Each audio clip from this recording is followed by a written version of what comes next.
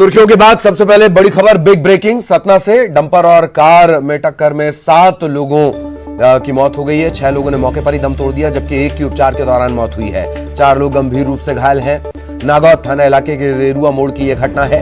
अब तक जो जानकारी मिल पाई है उसके मुताबिक रीवा का यह परिवार है। एक ही परिवार के लोग थे जो बोलेरो में सवार होकर, एसयूवी बड़ी गाड़ी में सवार होकर वापस जा रहे थे। गमी के किसी कार्यक्रम से वापस लौट रहे थे। उसी दौरान डंपर से टक्कर हुई। अल सुबह तकरीबन 3 बजे की यह घटना बताई जा रही है।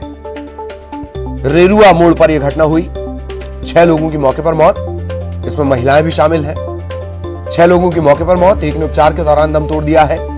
एक परिवार के 7 लोगों की मौत। करीब 11 लोग इस गाड़ी में सवार थे जो डंपर से टकराई है। रेरुआ मोड़ पर इससे पहले भी हादसे हो चुके हैं। शिवेंद्र हमारे साथ जुड़े हुए हैं। शिवेंद्र, क्या अपडेट? देखिए, ये जो मृतकों में 7 मृतक हैं, जिनमें से 3 महिला हैं, 3 पुरुष हैं और एक 3 साल का मासूम बच्चा है जो अपनी मां के साथ में था। मां और बेटे दोनों की घटना स्थल पर ही मौत हो गई है।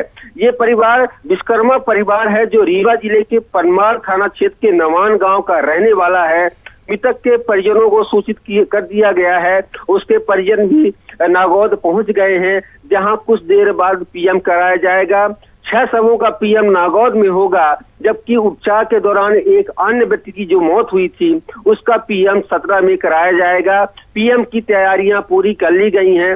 पंचनामा की कार्रवाई की जा रही है और जल्द ही पीएम के बाद जो शव है परिजनों को सौंप दिया जाएगा। जी चलिए, बहुत बहुत शुक्रिया शिवेंद्र। लगातार नजर बनाए रखें, आगे भी आपके जरिए अपडेट अपने दर्शकों तक हम पहुंचाएंगे। शिवेंद्र, लगातार उनकी नजर इस बिग ब्रेकिंग पर बनी हुई है। इधर सतना में हुए इस हादसे पर सीएम ने दुख जताया है। परिवार वालों को दुख सहन करने की शक्ति दें भगवान, ये अपने ट्विटर पर उन्होंने लिखा है। सतना के नागौद में हुई दुर्घटना में कई अमूल्य जिंदगियों के असमय काल कवलित हो जाने के समाचार से अत्यधिक पीड़ा हुई। ईश्वर से दिवंगत आत्माओं को अपने श्री चरणों में स्थान देने और परिजनों को यह वज्रपात सहन करने और घायलों के शीघ्र स्वस्थ होने की कामना उन्होंने ट्विटर के जरिए की है।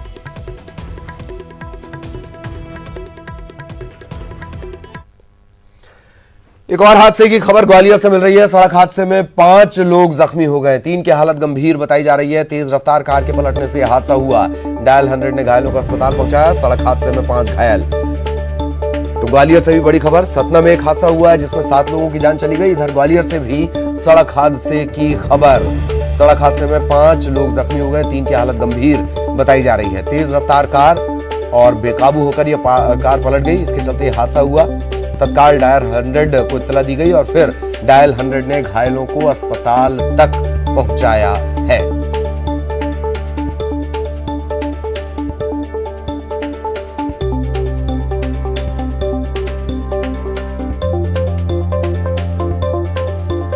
सहयोगी सुशील इस वक्त हमारे साथ जुड़े हुए हैं। सुशील, पूरी जानकारी। देखिए, ग्वालियर जिले के नया गांव हाईवे के पास का हादसा हुआ है। करीब आधे घंटे पहले ये हादसा हुआ है। ये एक कार जो बेकाबू रफ्तार में चली आ रही थी, वो कार अचानक अनियंत्रित होकर पलटी है और कार की स्पीड इतनी तेज थी कि ये सड़क से करीब 25-30 फीट दूर जाकर ये पत्थरों से टकराई और उसके बाद पलट गई। इस कार में एक ही परिवार के सवार जो 5 लोग थे वो घायल हुए हैं, जिनमें 3 लोगों की हालत गंभीर बनी हुई है। और प्रत्यक्षदर्शियों का ये कहना है कि ये जो कार थी जिसकी रफ्तार 100 किलोमीटर प्रति घंटा से ज्यादा की थी, यही वजह है कि जब अनियंत्रित हुई तो ये बड़ा हादसा हुआ। और घटना की खबर लगते ही पास के थाना क्षेत्र की डायल 100 मौके पर पहुंची।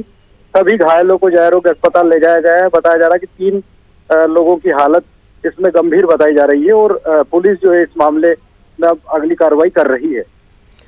क्या रफ्तार ही इसकी वजह है या नशा भी एक वजह सामने आ सकता है? सुशील, गाड़ी जिस तरीके की नजर आ रही है, तेज रफ्तार ये गाड़ियों में शुमार होती है। ललित जी, देखिए, प्रारंभिक तौर पर जो घटनाक्रम सामने आया उसके मुताबिक यही है कि एक घाटी गांव के पास का ये परिवार है, पारिवारिक कार्यक्रम में शामिल होकर लौट रहा था। और कार छोटी थी, यही वजह है कि इसकी रफ्तार जब 100 किलोमीटर से ऊपर थी और अचानक ये अनियंत्रित हुई।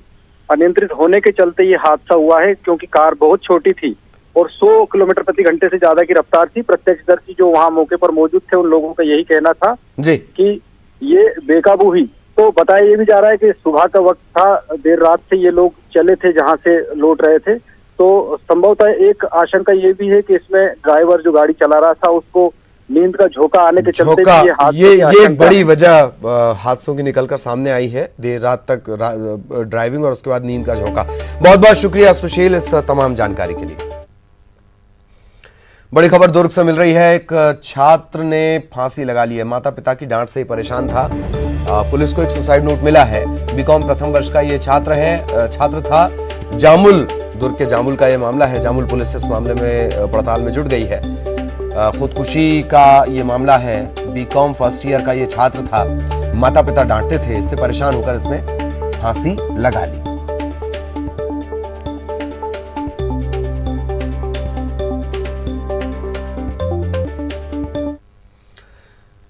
एक और बड़ी खबर दुर्ग से मिल रही है। जुए की फड़ में पुलिस ने दबिश दी है, पुलिस ने रेड डाली है। गया नगर में पुलिस ने छापा मारा है। 8 जुआरी पकड़े गए हैं। 1,98,000 का कैश यहां से जब्त किया गया है। दुर्ग सिटी कोतवाली पुलिस ने ये पूरी कार्रवाई की है।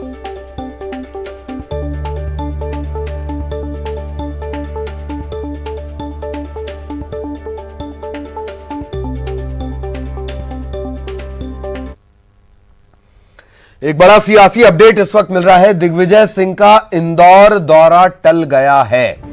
इंदौर में जेल में बंद कंप्यूटर बाबा से उनकी मुलाकात होनी थी और दिग्विजय सिंह अचानक दिल्ली के लिए रवाना हो गए हैं। दिल्ली में बैठक बुलाए जाने को लेकर वो दिल्ली रवाना हुए।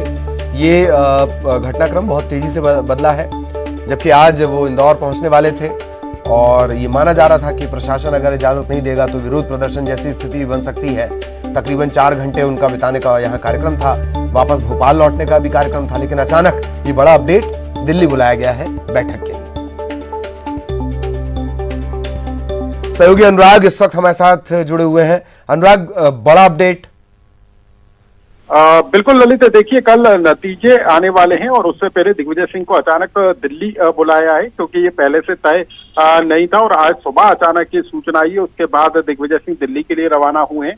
जो पहले कार्यक्रम जारी हुआ था उसके तहत दिग्विजय सिंह को आज इंदौर जाना था और तकरीबन 4 घंटे का उनका इंदौर का कार्यक्रम था, जहां पर कंप्यूटर बाबा से भी उनकी मुलाकात होनी थी। कंप्यूटर बाबा के आश्रम पर जिला प्रशासन ने एक बड़ी कार्रवाई की और उसके बाद इस मुलाकात को खासा अहम माना जा रहा था। लेकिन इस दौरे को निरस्त कर दिग्विजय सिंह अचानक दिल्ली रवाना हुए हैं। हालांकि अभी ये नहीं पता चला है कि कौन सी बैठक के लिए वो रवाना हुए, लेकिन निश्चित तौर पर अचानक दिल्ली बुलाया जाना और नतीजों के ठीक एक दिन पहले और जिस तरीके से कंप्यूटर बाबा और दूसरे नेताओं के खिलाफ कार्रवाई हो रही है, उसके लिहाज से भी दिग्विजय सिंह का अचानक दिल्ली दौरा काफी अहम हो जाता है।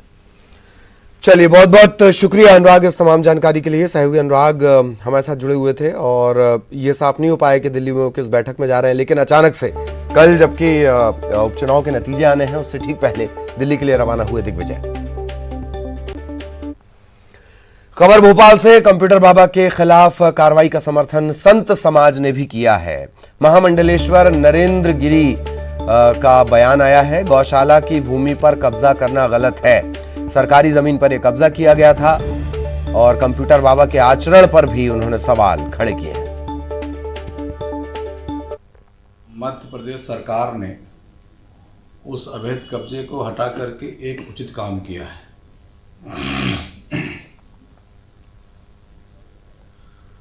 क्योंकि आश्रम के नाम पे आप अवैध असलाह रख रहे हैं।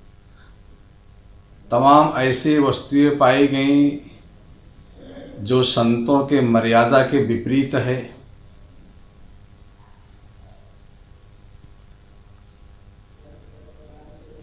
संत का आचरण सबके लिए प्रेरणादायक बनता है, पर कंप्यूटर बाबा द्वारा जितने भी कार्य किए गए हैं वह संतों के मर्यादा के।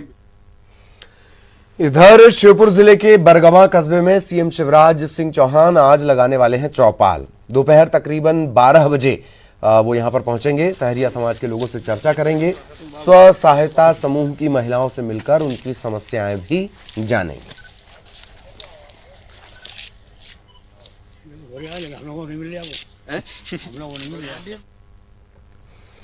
प्रदेश के उपचुनाव में 28 विधानसभा सीटों के लिए हुई वोटिंग के बाद अब है नतीजों की बारी। कल काउंटिंग होनी है। इसके चलते चुनाव आयोग ने तैयारियां पूरी कर ली हैं। वहीं प्रत्याशियों की धड़कनें तेज हो गई हैं। दोनों दलों को बेसब्री से चुनाव के नतीजों का इंतजार है। कांग्रेस और बीजेपी दोनों दलों ने अपने अपने ऑफिस में तैयारी कर ली है।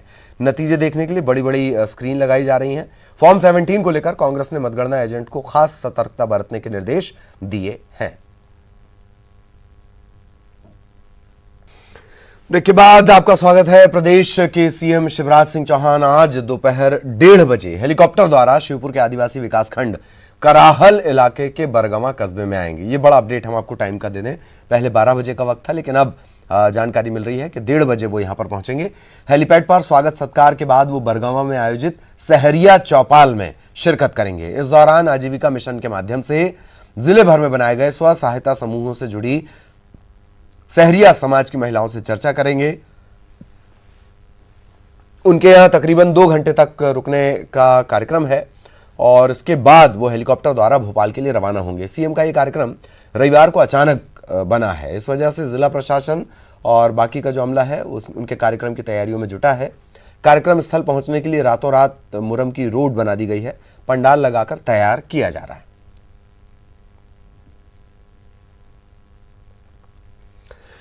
खबर भोपाल से। काउंटिंग के लिए व्यवस्था बदल दी गई है। चुनाव आयोग ने व्यवस्था बदली है और इस बार थोड़ी देर से नतीजे आएंगे। 28 सीटों के लिए कल मतगणना होनी है। बैलेट पेपर गिने जाने तक ईवीएम की काउंटिंग रुकेगी। नए नियम से चंबल की सीटों पर असर पड़ेगा। यहां तकरीबन 12,000 मतदाता हैं जो बैलेट से मतदान करते हैं। सेना और अर्धसैनिक बल के ये जवान हैं जो बैलेट के जरिए मतदान करते हैं।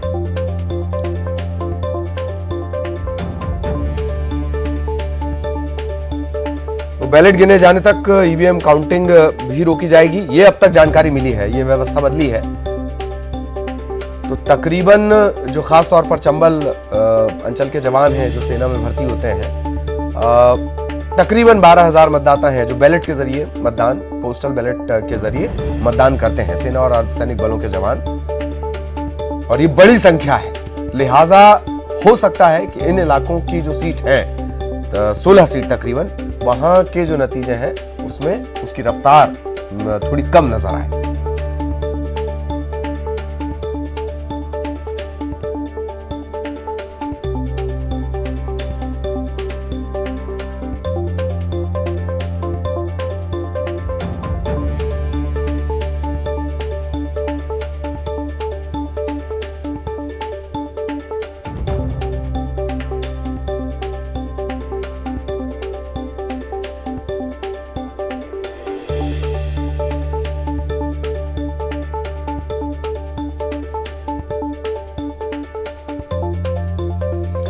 सहयोगी पूजा हमारे साथ जुड़ी हुई है। पूजा, पूरी जानकारी, व्यवस्था में बदलाव, कोई खास वजह है इसकी है?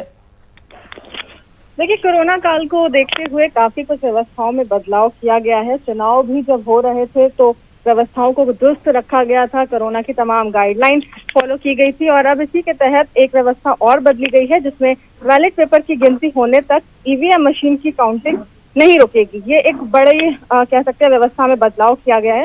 और जो ग्वालियर चंबल की 16 सीटें हैं उन पर इसका असर जरूर देखने को कहीं ना कहीं मिल सकता है, क्योंकि यहाँ पर जो मतदाता हैं वो ऐसे हैं ये जो सेना में हैं और पैरामिलिट्री फोर्स में भर्ती हैं और इनकी संख्या भी काफी बड़ी है। 10 से 12,000 ऐसे मतदाता हैं जो इस फोर्स में काम करते हैं। तो कहीं ना कहीं कह सकते हैं जो व्यवस्थाएं बदल रही हैं वो कोरोना संकट काल के बीच भी बदल रही है ताकि लोगों को कुछ खास नुकसान ना हो और तमाम चीजों का ध्यान रखा जाए। इसके साथ ही मतदाताओं पर भी जरूर इसका असर देखने को मिलेगा, क्योंकि उनके ही हक में ये चुनाव किया जा रहा है। तो कहीं ना कहीं जो व्यवस्थाओं को बदला गया है वो वोटर्स के लिए ही सुविधाजनक बनाने के लिए ये बदलाव किए गए हैं। जी शुक्रिया पूजा इस तमाम जानकारी के लिए।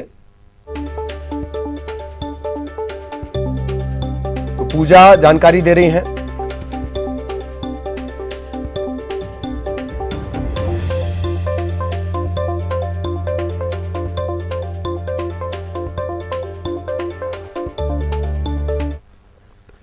चलिए अगली खबर बुरहानपुर से। बुरहानपुर के नेपानगर वन परिक्षेत्र में जंगलों में अतिक्रमणकारियों के हौसले किस कदर बुलंद हैं, पूरा सिलसिलेवार घटनाक्रम हम आपको बताते हैं।